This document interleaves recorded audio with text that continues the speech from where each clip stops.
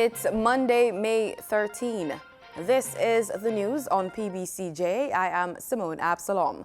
After a marathon sitting lasting nearly 7 hours on Friday, the Senate approved a 90-day extension of the state of public emergency in St. James, Hanover and Westmoreland. We are seeing results. And we are now putting together the package to complement the shock. Because the shock in and of itself will not work for infinity. At some point, you have to replace the shock with other measures. So the other measures will eventually take hold, and the shock will take backstage. Because we all agree we're not going to just keep using the shock. It is working because we see the evidence in the stats. So I am saying and I'm urging today that since it is working and the issue is duration, I wouldn't see a problem with the senators, all of us, supporting the shock treatment. I'm still just using your word. Support the shock treatment from the mere fact that it is working and we are not too clear yet on how long. So we have time to continue our research and continue our discussions to determine how long. And of course, we're also reviewing the evidence coming from the field. 15 of the 18 senators present at the sitting voted in favor of the extension. 2 senators, Floyd Morris and Damon Crawford, voted against the measure. I am not convinced that the government has gone about this crime-fighting issue in a strategic way. Instead, the focus has been using the public state of emergency to suspend the fundamental rights and freedoms of our citizens. Andre Houghton, the People's National Party's caretaker for St. James West Central, which falls within the boundary of the state of emergency, abstained. When I consider of the decline in murders last year in St. James, the parish that would have had the state of emergency for the longest period, of 70%.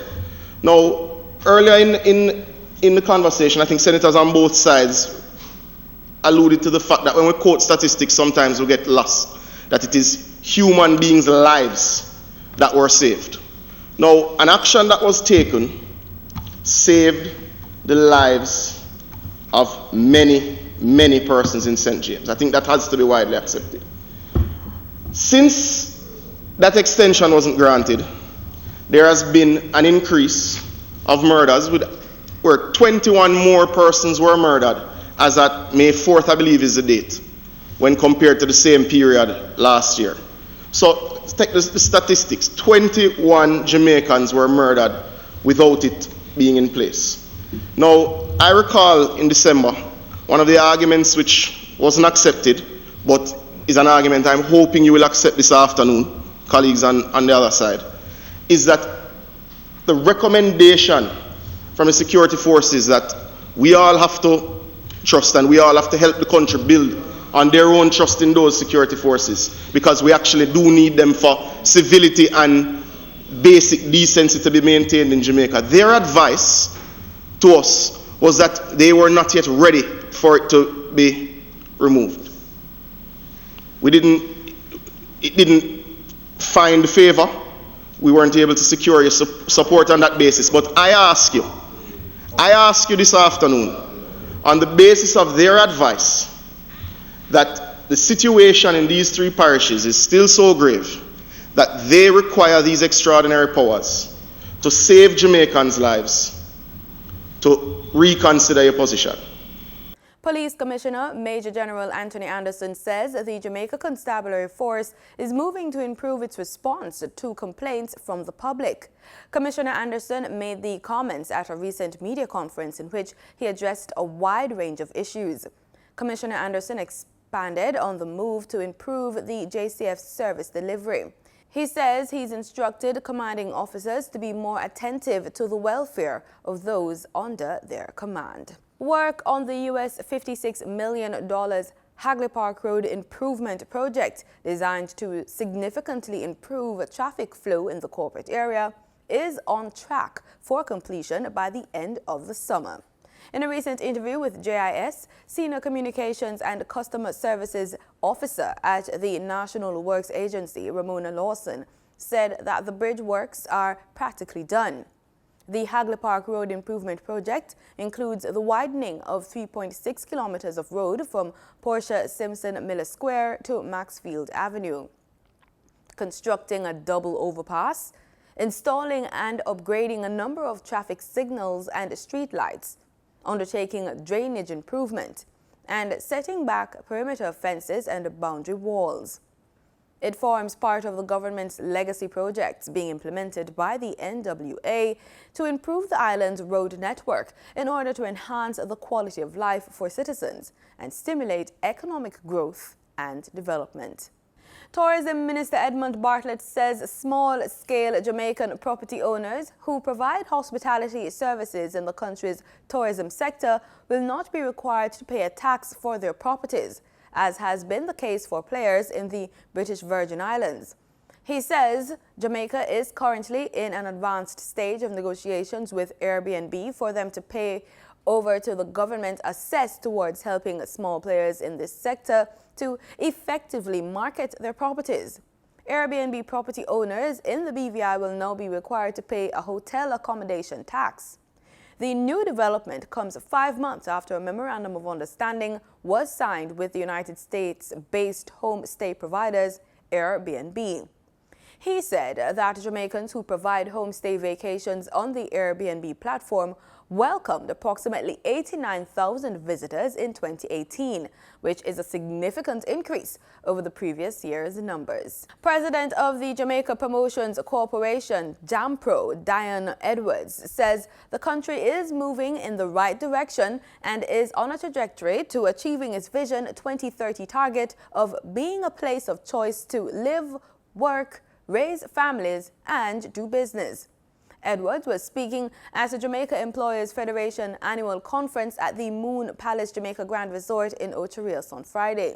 She said the government continues to make the necessary reforms in order to improve the country's competitiveness and attractiveness as an investment destination and has set an ambitious target of achieving top 10 ranking in the World Bank Doing Business report within a few years. In 2019, DBR, Jamaica ranked 75th out of 190 countries, and while this is a 5-point slide from 2018, it shows that progress has been made since 2013, when the island was ranked 91st out of 185 countries. Some 300 farmers who cultivate approximately 150 acres of land in Southfield and Bolsavannah, St. Elizabeth, have benefited from drip irrigation tools and equipment valued at over $69 million. During a ceremony at the Bethel Bible Camp in Melbourne Chase district of Southfield last week, each farmer was presented with 0.5 acres of drip irrigation hoses and fittings, 2 1,000-gallon water storage tanks, as well as harvesting crates. The Jamaica Social Investment Fund provided $63.4 million for the equipment under its Basic Needs Trust Fund, which is financed through a grant from the Caribbean Development Bank. Minister of Industry, Commerce, Agriculture and Fisheries, Audley Shaw, in his remarks at the handover ceremony, expressed gratitude to JCIF and hailed the farmers for putting their own resources into innovative initiatives that will contribute to their own livelihoods. A $73 million air conditioning overhaul carried out at the Mapen Hospital in Clarendon by the Petroleum Corporation of Jamaica should reduce electricity consumption by 20% and shave approximately $5.2 million off the facility's annual electricity bill. The project was completed under the PCJ's Energy Efficiency and Conservation Program, which finances investments in energy efficiency and energy conservation measures in the public sector. The multifaceted intervention involved the installation of a modern, energy-efficient cooling system, which utilizes a rooftop packaged system design at the Accident and Emergency Department, ensuring that this section of the facility meets the compliance standards for fresh air. In regional news, a 6.1 magnitude earthquake hit Panama on Sunday near the border of Costa Rica. The U.S. Geological Survey said there were no immediate reports of damage or casualties. The USGS says the quake struck at a depth of 37 kilometers in the far west of the country, and the closest town was Santa Cruz, about 5 kilometers away.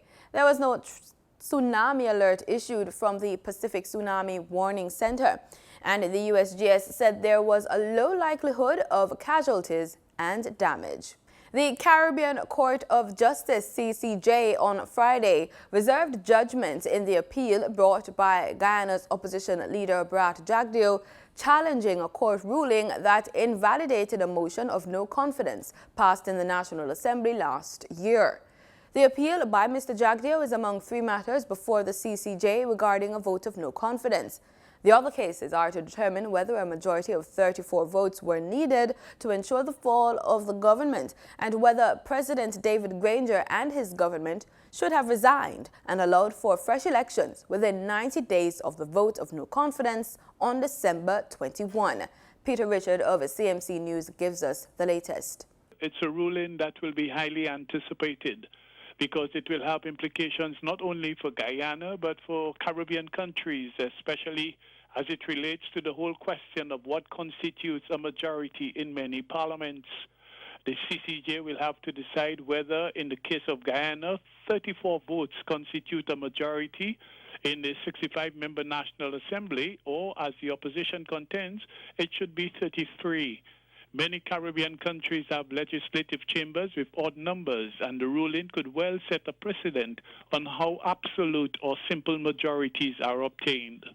Both the High Court and the Court of Appeal in Guyana had different views on that matter, and it is now left to the CCJ, the country's highest and final court, to make that determination. In addition to deciding on what constitutes a majority, the CCJ will also have to be asked to rule on whether or not someone with dual citizenship could legitimately vote in the National Assembly. It is an interesting situation given that both major parties in Guyana had legislators with dual citizenship debating and passing legislation. Over the last 2 days, the center of the legal arguments had been Chandras Prasad, the former government legislator who held both Canadian and Guyanese citizenship. It was his vote on December 21st, 2018, that led to the downfall of the David Granger-led coalition government, a motion that was first upheld in the High Court and subsequently overturned by the Court of Appeal. Had the motion stood in the first instance, it would have meant that elections had to be carried out in 90 days in keeping with the Guyana Constitution. The Guyana Elections Commission, GECOM, had said that it was not prepared to hold fresh elections within 90 days, and the matter was robustly discussed by the CCC judges and the GECOM legal representative. As the arguments unfolded in the courtroom in Port of Spain, the attorneys representing the Guyana opposition leader Bharat Jagdeo, as well as Prasad, urged the court to dismiss the Court of Appeal ruling, and in their words, with the clock already ticking past the date for the fresh regional and general elections, Justice Adrian Saunders and his 4 other judges should now know that the elections must be held at the earliest date. On the other hand, the attorneys representing the state continue to argue that Prasad's vote was null and void, and that unlike other Caribbean countries where voters are given an opportunity to vote for candidates in a general election, that is not the case in Guyana. They say that the list as provided by the respective political parties defines who sits in the parliament, and that anyone who goes against that list is automatically declared an unqualified legislator. It is within that context they have placed Prasad, hoping that the CCJ will see it their way also. So after 2 days of hearing oral arguments, the judges will now have the task of giving a ruling for a country that the lawyers on all sides admit has a colorful and peculiar history of elections. This is Peter Richards in Port of Spain for CMC News. The International Monetary Fund says the Trinidad and Tobago economy has begun to show signs of improvement from the second half of 2017.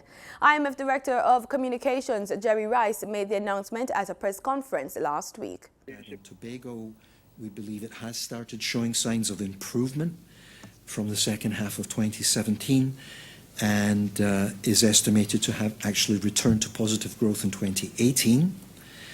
And we will be updating that assessment in the upcoming WEO update. Finance Minister Colm Imbert had previously questioned the validity of the IMF's growth estimate for 2018, but Rice defended the fund's projections. These were published in the April World Economic Outlook, the WEO. They were based on information that was available as of early March, including data provided by the authorities and published information from official institutions in Trinidad and Tobago. And again, the team will update those estimates in the context of the July WEO update using information available that should take us through early June, including actual GDP growth figures for the full year of 2018, which are expected to be released in the coming weeks. Minister Imbert is expected to present the mid-year review in Parliament today. Venezuela is reopening its borders with Brazil and the Caribbean island of Aruba. Venezuela's economy vice president, Tarek El Asiami, said on Friday, though Aruba's government said it did not consider a reopening opportune. The government of President Nicolas Maduro shut those borders in February amid an opposition campaign to bring humanitarian aid into the country, which is suffering from a hyperinflationary economic collapse amid a power struggle between Maduro and opposition leader Juan Guaido. The Colombian border remained closed, however. We have only received a commitment of respect and solidarity and joint work with the authorities of Aruba, but not with the rest of authorities that are part of the Dutch kingdom, like Bonaire and Curaçao.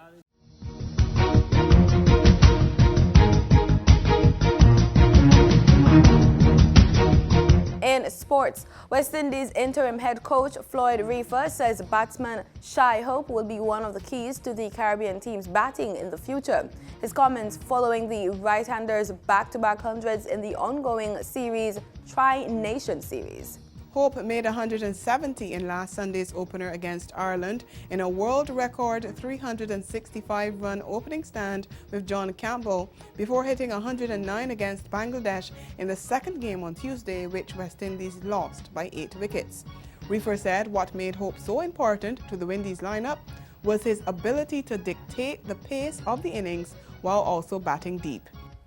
A maiden international century from Vincentian Sunil Amris led the Windies into the final of their tri-series involving Ireland and Bangladesh following a 5-wicket win over the host nation in Dublin on Saturday. Ambrose top scored for the Windies, opening the batting, making 148 from 126 deliveries, which also saw him become the first batsman from St. Vincent to make a century in international cricket. This as the Windies completed their highest successful run chase in one-day international cricket. And that's the news. Thanks so much for watching.